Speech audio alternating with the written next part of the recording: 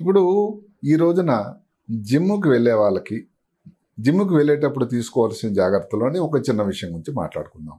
మీ అందరికీ కారణం తెలుసు. ఒక ప్రఖ్యాత దక్షిణ భారతదేశంలో కన్నడ హీరో జరిగిపోవడం జరిగింది. దాని వలన ఇది మళ్ళీ తెరపైకొచ్చింది విషయం. అయితే వారికి ఏమిటంటే వారి తండ్రి గారు గత 16 సంవత్సరాల క్రితం అదే విషయంతో జరిగిపోవడం, అంటే జన్యుపరమైనటువంటి ఒక అంశం కూడా ఉంది.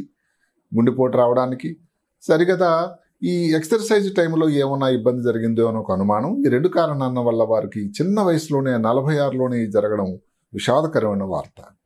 అయితే జిమ్కి వెళ్ళేది అన్నది నేను 2 మాటలు చెప్తాను. నేను హైదరాబాద్ నగరం వచ్చి 34 సంవత్సరాలు అయింది. ఆ సమయంలో అసలు చుట్టుపక్కల సోమాజిగూడ, పంజగుట్ట ఈ ప్రాంతంలో ఎక్కడ కూడా జిమ్ములు అన్నవి 1, 2 లెక్క పెడితే సరిపోయినండి. ఇప్పుడు హైదరాబాద్, సికింద్రాబాద్ జంట నగరాల్లో దగ్గర 4,000 జిమ్ములు వెలిసి ఉన్నాయని నమ్ముతారా? అంటే ఏమిటంటే ప్రజలలో ఒక ఆలోచన, దారుఢ్యంగా ఉండాలి, చక్కగా ఉండాలి, ఇవన్నీ కూడా చాలా ముఖ్యం. శరీర దారుఢ్యం మీద దృష్టి, ఆరోగ్యం మీద పెరిగింది అన్నది ఇది సంతోషకరమైన పరిణామం. దీనికి ఒక భాగం ఏంటంటే పాతకాలంలో అందరూ ఎక్సర్సైజ్ చేసేవాళ్ళ అంటే లేదు. అప్పటి పరిస్థితులు వేరు. అప్పుడు ఏంటంటే పొలంకి వెళ్ళి గంటల కొలది కష్టపడి చేస్తూ ఉంటే ఎండలో చెమట పోతూ ఉంటే ఎవరు కూడా బరువు పెరగడానికి ఆస్కారం లేకపోయేది. ఎవరికి ఎక్సర్సైజ్ చేయాల్సిన అవసరం కూడా లేకపోయేది. ఏదో కొన్ని సాములు ఇంటి దగ్గర చేసేవాళ్ళు. ఇప్పుడు వ్యక్తి తాలూకా జీవన ప్రదం మారిపోయింది. ఇవన్నీ చేయడానికి సిటీల్లో, పర్టికులర్ నగరాల్లో ఉండి ఉదయం నుంచి సాయంకాలానికి ఎప్పుడూ రాత్రి పడుకొని తెల్లవారు లేచి టకా అని వెళ్ళి జిమ్కి వెళ్ళి ఒక అరగంట సేపు చేసేసి వచ్చేస్తే ఆరోగ్యం నార్మల్ అయిపోతుంది, బరువు ఉన్నది తగ్గిపోతుంది అనే ఆలోచనలు ఉన్నారు. ఇది కొంచెం ఆలోచించాల్సిన విషయం. ఎందుకంటే జిమ్ చేయటం అన్నది నా ప్రకారం కత్తికి దారు 2 వైపులా ఉంటే ఎలాంటిదో అలాంటిది. ఇది భయపెట్టే ప్రయత్నం కాదు సుమండి, ఇది వాస్తవం. ఏదన్నా కూడా మితిము దాటి కానీ చేసినట్టయితే ఇబ్బంది ఉంటుంది. ఉదాహరణకి మీకు బరువే ఉన్నారు, బరువు కోసం ఒక్క జిమ్ చేసేస్తే మీరు తగ్గిపోరండి. జిమ్తో సహా మీరు భోజనంలో కానీ ఏమన్నా లిమిట్ పెట్టుకోవాలి, మిగతా ఎక్సర్సైజ్ చేయండి. జిమ్ అన్నది కొంచెం నార్మల్ కంటే వాకింగ్ కానీ, జాగింగ్ కానీ, స్విమ్మింగ్ కన్నా చేసేటువంటి ఒక స్ట్రెస్ఫుల్ ఎక్సర్సైజ్ అది.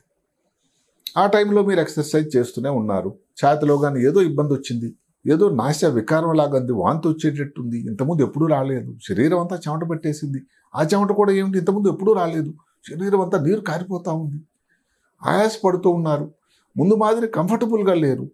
ఒకవేళ కానీ మీ దగ్గర కానీ ఈ పల్సర్ ఇవన్నీ రికార్డ్ చేసేది ఉన్నట్టయితే పల్స్ రేట్ ఎక్కువ పెరిగిపోతూ ఉంది.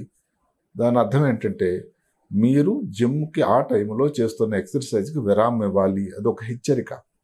హెచ్చరిక కూడా ఒక లేకుండా కానీ మనం చేసేటట్టయితే ఇబ్బందులు ఏముంటాయో నేను మీకు చెప్పక్కర్లేదు. అదే కాకుండా నా సలహా ఏమిటంటే ఈ గుండెపోటు, గుండెలో ఇబ్బంది వచ్చే వాళ్ళు కొంతమంది ఆల్రెడీ మనకు తెలుసు ఏ వేళలో రావచ్చు అని. ఉదాహరణకు ఒక వ్యక్తి బ్లడ్ ప్రెషర్ ఉంది, షుగర్ వ్యాధి ఉంది, ఊబకాయం ఉంది, నార్మల్గా ఉండాల్సినటువంటి బిఎంఐ ఏదైతే ఉందో 30 కన్నా ఎక్కువ ఉంది. అంటే వీళ్ళందరూ అందరికీ హార్ట్ అటాక్ వస్తుందని కాకపోయినా వచ్చేదానికి ఆస్కారం ఉండే వ్యక్తులు.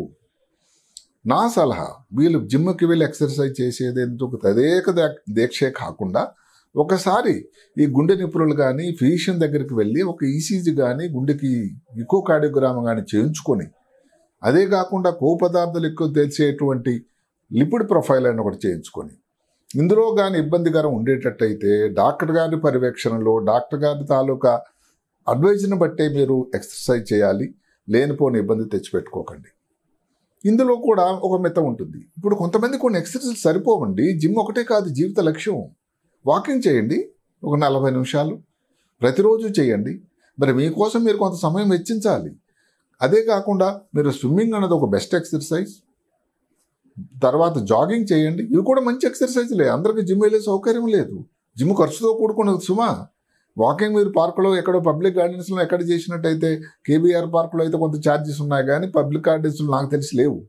కాబట్టి వాకింగ్ అనేది మంచి ప్రశస్తమైన ఎక్సర్సైజు, శరీరానికి మంచి వ్యాయామం ఉంటుంది, ఖర్చు లేని పని. కాబట్టి జిమ్ అన్నది ఎంత ఖర్చు పెట్టి చేసేయడం అన్నది ఒకటే కాకుండా జిమ్ చేసేటప్పుడు ఈ ముందు జాగ్రత్తలను తీసుకోకుండా ఉండేటట్టయితే ఇబ్బంది అన్నది చాలా చాలా ప్రమాదం.